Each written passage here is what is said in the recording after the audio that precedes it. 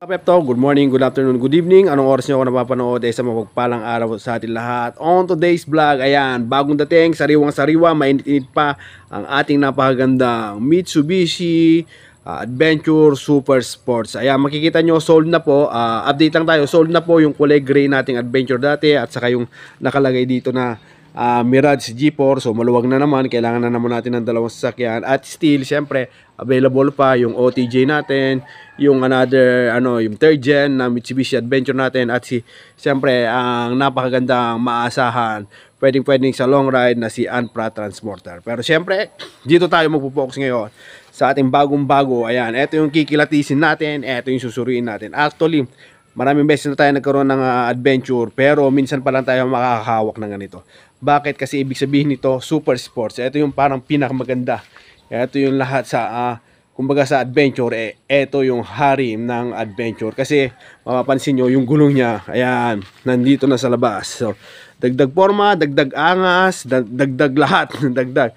So you can never go wrong pagka ito yung kinuha mo, kasi nga ito yung isa sa mga top of the line ng Mitsubishi Adventure. So ayun, hindi na natin patatagalin.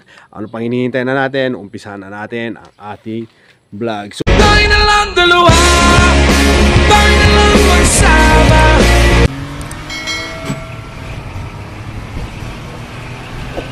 So ayun, ito na.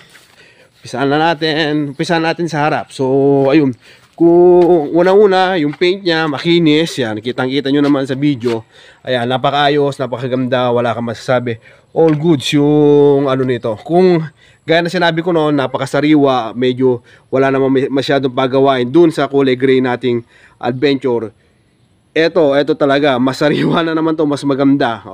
So ayun, napakaganda, mas maayos pa. Actually, mas maayos pa yung kalagayan nito compared dun sa nakaraan natin. At syempre, ito pa, ending 4, pero ayan, updated din yung registration niya. So next year na kayo magpaparehistro. So all goods to, nakarehistro, maganda. 2000 model, gasoline engine, manual transmission. So ayun, tapos yung mga gulong niya, kita nyo naman, ayan, hindi na natin kailangan paliwanag, mga kapal, all goods, delium, bago. Ayan, ayan, pare-parehas yan. Yung apat na yan, pare-parehas. So ibig sabihin, minsan, actually talagang highly recommended ko to, kasi nga yung sobrang alaga nung may-ari. Actually, nung kinuha ko to, ang hirap niyang ibigay sa amin kasi nga napamahal na sa kanya. Ito yung unang sasakyan niya na ginagamit na pang daily rides niya. So ayun, alagang-alaga. At siyempre, pinangako naman natin, siyempre sana sa susunod na bibili nito, kukuha nito sa sasakyan nito, ayan, pakialagaan naman, dahil mahal na mahal at inalagaan talaga ng may-ari ang sasakyan na ito. At siyempre, yung mga added accessories niya, ayan, rain gutter, complete. Ayan. Mitsubishi Sports. Ayan. Kasama. Ayan. Kompleto. Siyempre, top load na Gran Turismo. Ayan. So, okay din. Ayan. May top load siya. Ready sa lahat. Pwedeng pang long ride. Ayan. Pwede pang maramihan. Since 9-seater to 9 to 10. Kayang-kaya. Tapos, sama mo pa ng top load. Maluwag na kayo sa loob. Meron pa yung lagayan ng mga gamit sa taas. So, ayun. Pasukin natin dito sa first row.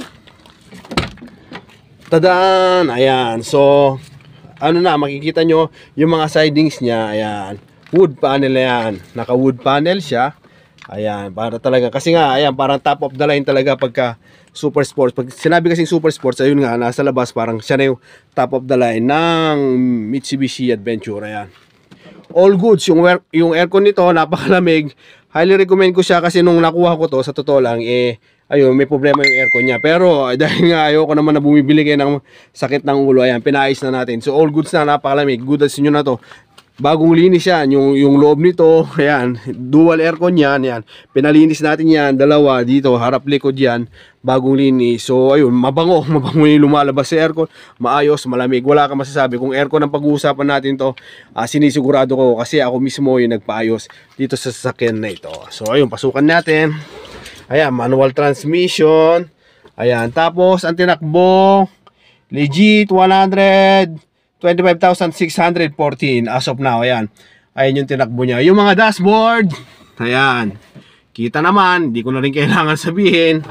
Walang tinatago, all goods, maayos na maayos, walang tama. So, decente pa. Okay na okay pa, all working, yan, maayos naman. Yan, okay tayo sa lahat. Yan. Tapos sidings, okay pa naman, decente pa rin. Siyempre, yung taas, yan. Yung ceiling, malinis din. Ayan.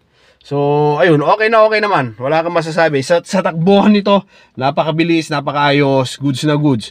Wala kang masasabi. Yan, okay na okay siya. Yan. So, bali dito, yan, kasya yung tatlo. Kung prepare yung tatlo, kasya. Tapos dito sa gitna, buksan natin, ayan. Yung mga luber ng aircon, ayan, okay na okay pa rin. Gaya nga na sinabi ko, pinayos ko. So talagang, kung ang tatanungin nyo sa akin, yung aircon, 100% masisigurado ko sa inyo, maayos na maayos to. Dahil nga ako mismo, yung nagpaayos dito sa sakyan nito. May mga matting, kumpleto yung matting. Harap, yan. Sa harap, sa gitna, and then sa likod, ayan, may matting din yan. So, all goods tayo dito, ayan. Napo-fold to, ayan, pwedeng i-fold, gaya ng sinasabi ko, pwedeng i-fold to, ayan, para maging ganun, para maging buo, kasya isang motor.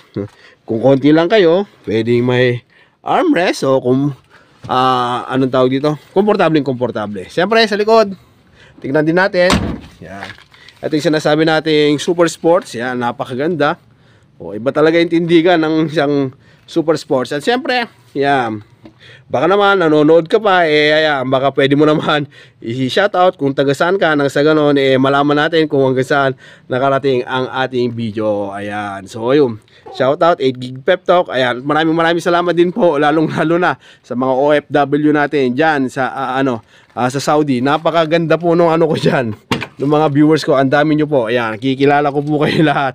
Maraming salamat po sa inyong suporta. Ayan. Actually, pagkatapos ng Philippines, yan, mostly ng mga subscriber natin, nanggagaling po sa Saudi. Ayan. Maraming salamat po sa inyo. Sa suporta ang binibigay nyo, sobrang solid po, damang-dama natin. Ayan. So, ayun. Ayan. So, dito naman yung loob. Ayan. Dito sa likod, yan, kasya yung dalawa. So, 4, bali 3 plus 4 and 4. So, ayun, 11 pa pala. 8, 9, 10, tama, 11-seater. Kung gugustuhin, kayang-kaya. Ayan, isa pa ulit. Ayan, 8GB Pep Talk. So, ayan, ito po yung buong sasakyan natin. Nakamags na rin po. Ayan, nakamags na rin siya. So, all goods na po tayo. At muli, ito po yung lingkod na nagpapaalala na pagkabibili po kayo ng sasakyan, mas mainam na magdala kayo ng mekaniko. Nang sa ganoon naman, mawala yung agam-agam nyo. Siyempre, ma-check nyo rin, makita nyo. Mostly kasi hindi ko rin nakikita lahat yan. So, siyempre, mas marami, mas maganda, mas nakikilatis. So, ayun, muli, hanggang dito na lang tayo mga ka-Pep Talk. God bless everyone, mabuhay ka hanggang gusto mo. See you on my next vlog. Ano pa hinihintay mo? Siya nga pala, hindi ko nasabi kanina, two-tone siya. Ibig sabihin, ng two-tone, gray sa baba, tapos kulay green sa taas. So, ayun. Hanggang dito na lang tayo mga Pep Talk. Ganda, sariwang sariwa. God bless everyone, mabuhay ka hanggang gusto mo. PM na, para mapasayo na ang napakagandang Mitsubishi Adventure 2000 model, gasoline engine. At syempre, bago ko pala makalimutan, ang price, same lang din nung natin, yan, 165 sa inyo na yan. So, ayun, bye-bye. Daw, sariwa. Wow na wow.